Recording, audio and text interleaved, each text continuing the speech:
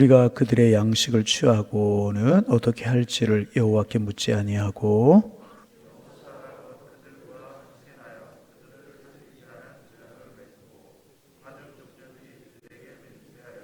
그들과 조약을 맺은 후 사흘이 지나서야 그들이 이웃에서 자기들 중에 거주하는 자들이 함을 들으니라.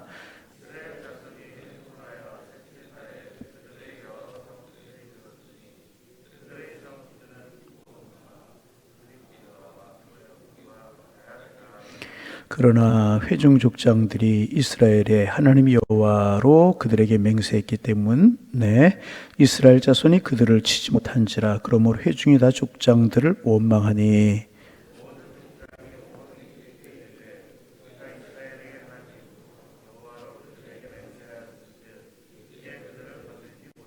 우리가 그들에게 맹세한 맹약으로 말미암아 진노가 우리에게 임할까노니 이렇게 행하여 그들을 살리리라 하고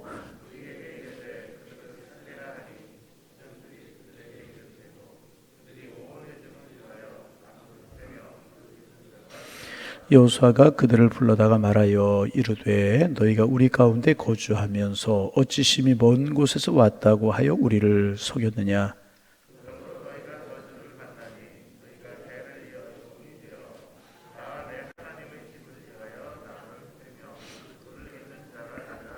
그들이 여호수아에게 대답하여 이르되 당신의 하나님 여호와께서 그의 종 모세에게 명령하사 이 땅을 다 당신들에게 주고 이 땅의 모든 주민을 당신들 앞에서 멸하라 하신 것이 당신의 종들에게 분명히 들리므로 당신들로 말미암아 우리의 목숨을 잃을까 심히 두려워하여 이같이 하였나이다.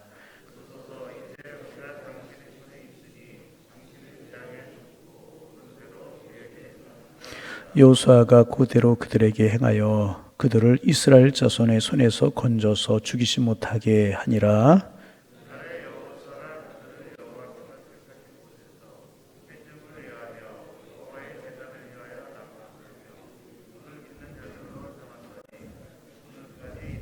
아멘. 오늘도 주님 바라보며 주바라기의 삶을 사셔서 하늘로부터 내리시는 은총과 은혜가 평안과 축복으로 여러분 우리 모두를 인도하기를 소망합니다. 여호수아서 9장은 기브온 족속들에 관한 이제 그런 문제였었습니다. 어제 오늘 우리가 나누는데요. 여리고를 정복하고 아이성에서 한번 실패를 했지만 그들에 있는 죄의 그루터기를 제해하고 이제 아이성을 공격했을 때 하나님의 아이성을 이기게 하시고 그들의 소유가 되게 하셨습니다. 그리고 이제 가나안 족속, 가나안 땅을 정복하기 위해서 앞으로 전진을 하는 겁니다. 그리고 이제 아이성 다음에 싸워야 될 족속들이 어디였냐면 기브온이라고 하는 족속이었습니다. 그런데 어제 아침 우리가 나눈 말씀처럼 기브온 거민들, 기브온 족속들이 가만히 보니까 이스라엘 백성들이 보통 백성이 아니거든요. 그 큰 성읍 여리고를 정복하고 아이성에서 한 번 그들이 지는 것 같았지만 또 아이성을 정복하고 가나안 땅으로 진격을 해온단 말입니다. 가만히 보니까 그들과 대항을 해서는 그들과 이제 싸워서는 이길 재간이 없는 것처럼 승산이 없는 것처럼 보였습니다. 그래서 그들이 어떻게 하냐 하면 멀리서 온 사람들처럼 꾸며요. 어제 나눈 것처럼 헤어진 옷을 입고 헤어진 신발을 신고 헤어진 전대를 차고 낡은 가죽 부대를 가지고 이제 여호수아와 이스라엘 백성들 앞에 와서 우리는 멀리서 온 백성이다. 그러니 너희의 종이 될 것이다. 그러니 우리를 해하지 말라. 여러분 생각해 보세요. 종이 되겠다고 그래요. 그러니 얼마나 그 말에 솔깃한 그런 말입니까? 그리고 이제 또 하나 생각할 수 있는 것은 뭐냐 하면 하나님 신 가나안 땅에 들어와 보니까 그들이 이제 차지하기만 하면 되는 줄 알았는데 전쟁을 해야 된단 말이죠. 여리고 또 아이성. 그런데 그들이 전쟁을 하지 않고 와서 종이 되고 하친을 취하자고 그러는 겁니다. 그러자 그들이 얼마나 좋았겠습니까? 그러자 이제 하나의 문제가 있었죠. 이제 그 가나안 족속들을 이제 멸해야 되는데 멀리서 온 백성들에 대한 규례를 하나님이 주지 않았어요. 그러면 어제 나눈 말씀처럼 여호수아와 이스라엘 백성들이 하나님께 물었어야 되는데 그들이 하나님께 묻지 않았어요. 그리고 조약을 덜커덕 이제 맺게 됩니다. 그리고 이제 시작되는 것이 오늘 16절부터의 말씀, 16절 말씀 같이 한번 읽어봅니다. 읽습니다. 그들과 조약을 맺은 후 사흘이 지나서야 그들이 이웃에서 자기들 중에 거주하는 자들이 함을 들으니라. 멀리서 온 사람들이 아니고 가까이 있는 사람들인데 우리를 속여서 우리가 속아서 제약을 맺었구나 하는 것을 알게 됩니다. 그리고 17절 말씀 읽어봅니다. 이스라엘 자손이 행군하여 셋째 날에 그들의 여러 성읍에 이르렀으니 그들의 성읍들은 기브온과 그비라와 부에롯과 기랏 여임이라. 그들이 멀리서 온 족속이 아니고 가까이에 있는 족속이라고 하는 것을 이제 알게 됩니다. 여러분, 조약을 이제 맺는다라고 하는 것은 무엇을 이야기하냐 하면, 이제 떡을 먹고 서로 이제 조약을 맺으면, 이제 그들의 신분이 비록 밝혀졌을지라도 조약을 맺었기 때문에 그들을 죽일 수 없고 진멸할 수 없는 것입니다. 뿐만 아니라 다른 족속들이 공격을 해오면 지켜줄 책임이 있는 겁니다. 언약을 맺고 조약을 맺었기 때문에. 그런가 하면 더 중요한 것이 무엇인가 하면 자기들의 권리를 주장하면 이스라엘 백성들은 그들의 권리를 지켜줘야 될 책임이 있는 것이고, 또 중요한 것이 무엇이냐 하면 그들이 자기들의 종교를 지키겠다고 해도 어쩔 수 없는 그런 상황이었다는 것입니다. 그러므로 기브온 족속들과 화친을 맺는 일은요 굉장히 위험한 일이었었어요. 그들이 이방 종교를 지키겠다, 이방 신을 섬기겠다, 그래도 어찌할 수 없는 것이고요. 다른 족속들이 기본 족속들을 공격하면 그들을 지켜줘야 되는 그런 상황이었단 말입니다. 그런데도 여호수아는 하나님께 묻지 않고 그들과 덜커덕 조약을 이제 맺어버리고 이제 만 것입니다. 그리고 사흘 만에 그 조약이 잘못되었다는 사실을 이제 알게 된 것입니다. 그러자 이제 오늘 이제 보면 그 일로 인하여서 원망하는 사람들이 생겨나게 됩니다. 18절 말씀 같이 한번 읽어봅니다. 읽습니다.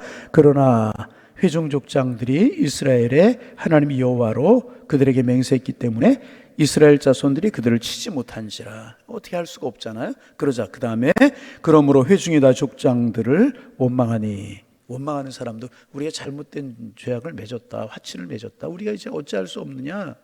그리고 그들이 보니까 뭐 도움이 될 줄 알고 그들과 화친을 취했는데 들어가서 보니까 부실덩어리였던, 이스라엘이 그들을 도와줘야 될 형편이 있고 부실덩어리였다는 사실을 그들이 알게 되자 이제 원망을 하게 이제 되게 되는 것입니다. 그러자 모세가 두 가지를 하는데 이제 이스라엘 백성들을 설득합니다. 어떻게 설득하느냐? 아무리 속아서 우리가 화친을 맺었다고 할지라도 이렇게 된 것 하나님의 뜻이 아니겠느냐. 하나님의 뜻이기 때문에 우리 겸허하게 받아들이자.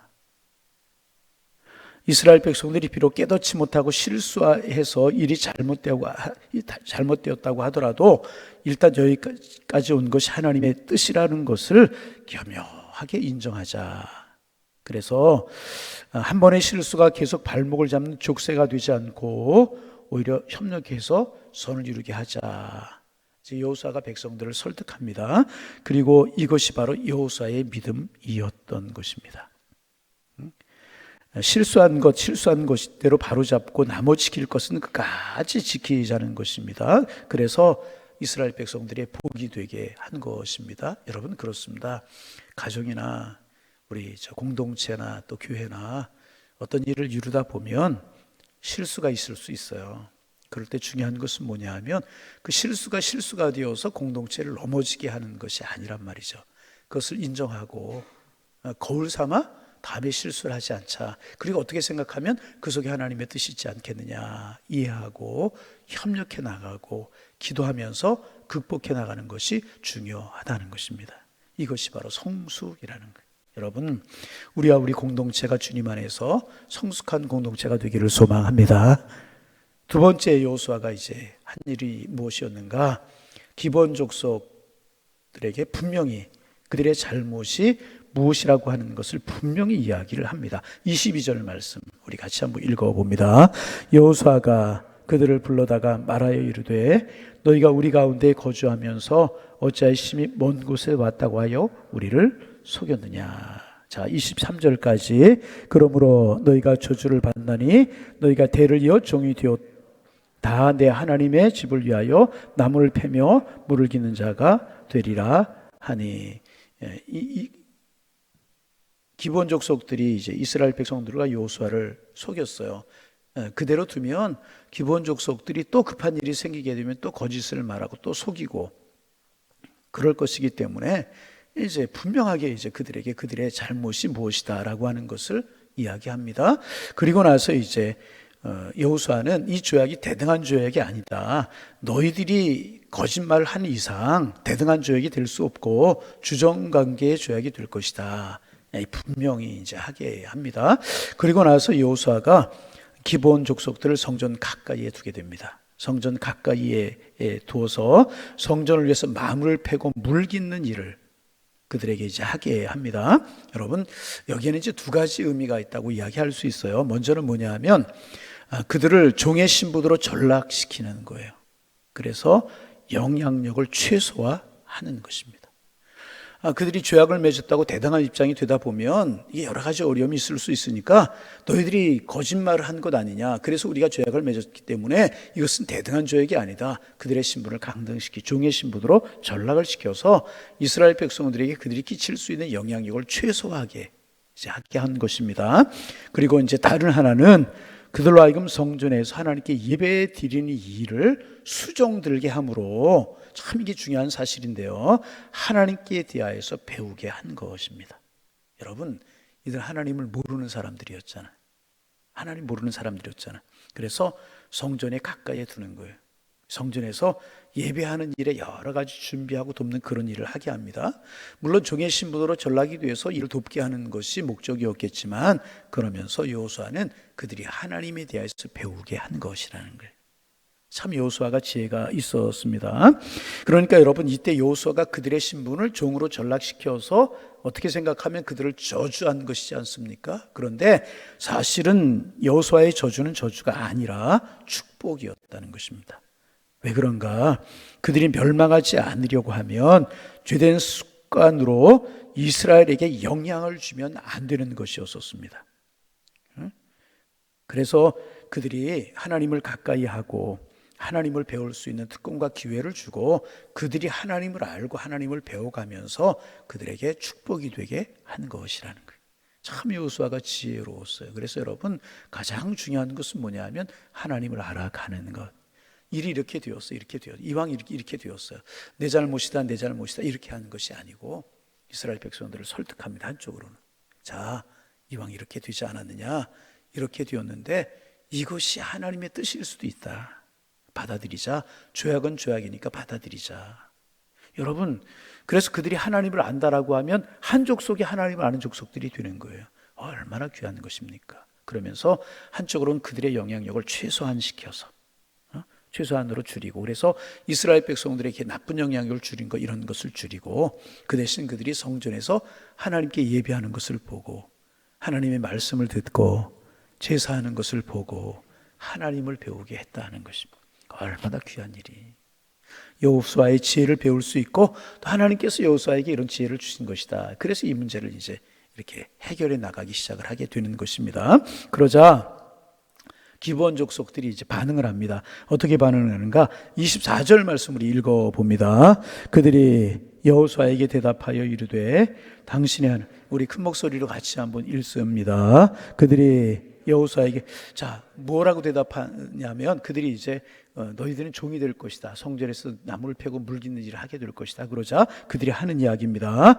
여호수아에게 대답하여 이르되 당신의 하나님 여호와께서 그종 모세에게 명령하사 이 땅을 다 당신들에게 주고 이 땅의 모든 주민을 당신들 앞에서 멸하신 것이 당신의 종들에게 분명히 들리므로 당신들로 말미암아 우리의 목숨을 잃을까 심히 두려워하여 이같이 하였나이다. 당신들이, 이스라엘 백성들이 요단강을 건너고 여리고를 정복하고 아이성을 정복하고 오는 것을 보니까 이 땅을 당신들에게 하나님께서 주셨다라고 하는 사실을 우리가 알고 보게 되었다. 먼저 그런 고백입니다. 여러분, 우리가 신앙생활하고 우리가 믿음의 길을 걸어가고 하나님을 섬기고 예배하고 새벽에 나와서 기도하고 이런 것들을 통하여서 우리가 세상에 하나님의 살아계심을 보이는 일들이 되기를 소망합니다. 여러분, 세상이 우리 하나님의 사람들에게 관심이 없는 것 같지만은요, 다 보고 있어요. 다 보고 있어요.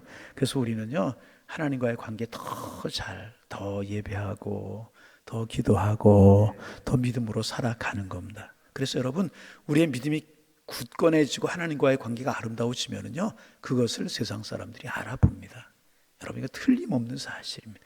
지금 그랬잖아요, 기본 족속들이.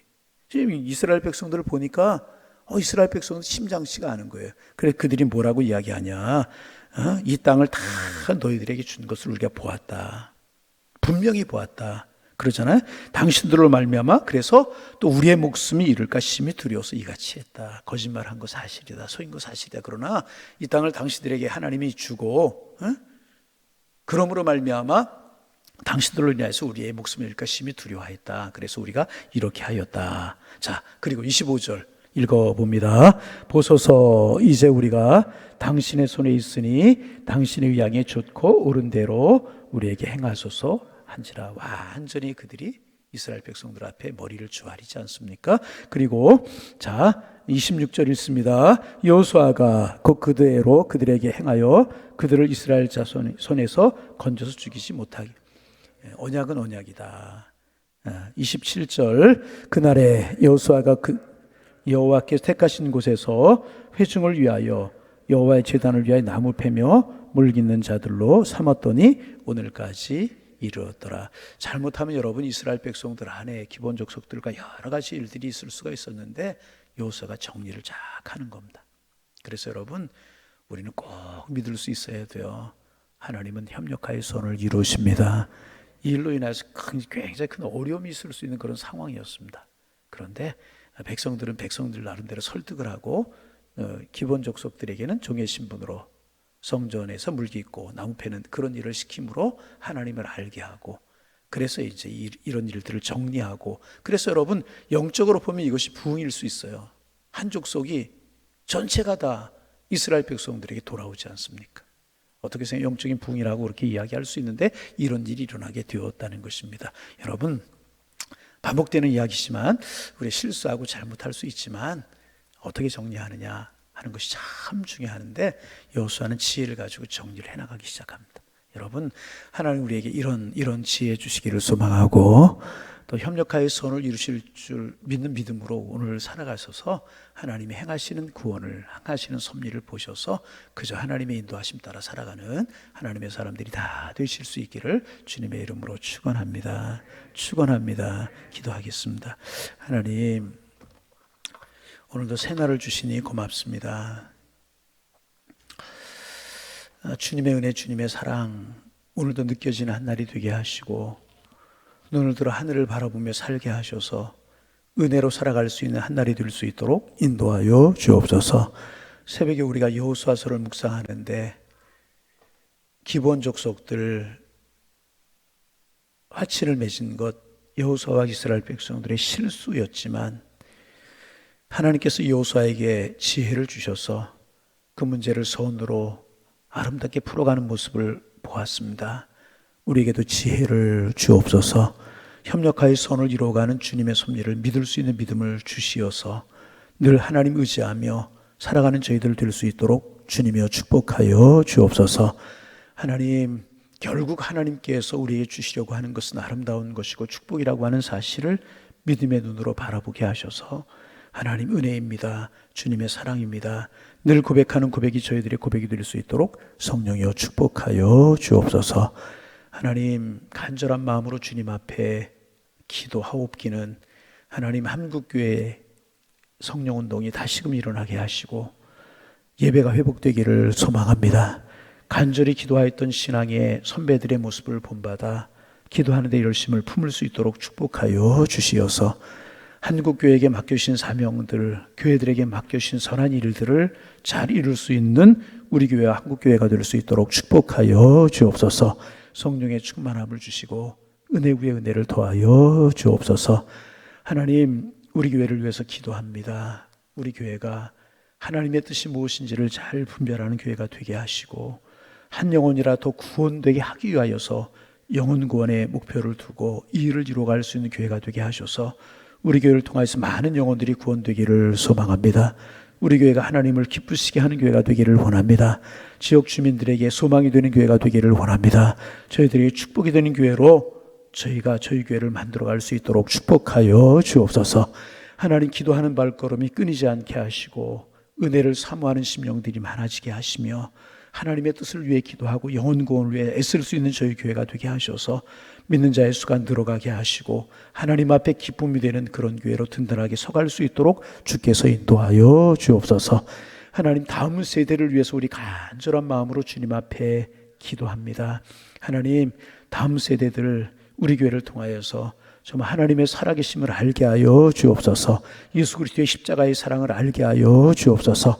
어린 심령들이 하나님을 만나고 청소년들이 깨어서 기도하고 청년들이 꿈을 꾸며 비전을 가질 수 있도록 축복하여 주옵시고 우리가 그들을 위해서 기도하고 마음을 둘 수 있도록 축복하여 주시어서 우리가 다른 것들 많이 줄 수 있는 것 없지만 믿음을 물려주고 신앙을 물려주고 신앙생활 잘할 수 있는 환경을 물려주기 위해서 애쓸 수 있는 저희들 되게 도와주시사 우리 때보다 우리의 다음 세대가 더 아름답고 복이 되는 그런 축복이 있을 수 있도록 인도하여 주옵시고 이런 일들을 위해서 우리 기도할 수 있도록 축복하여 주옵소서.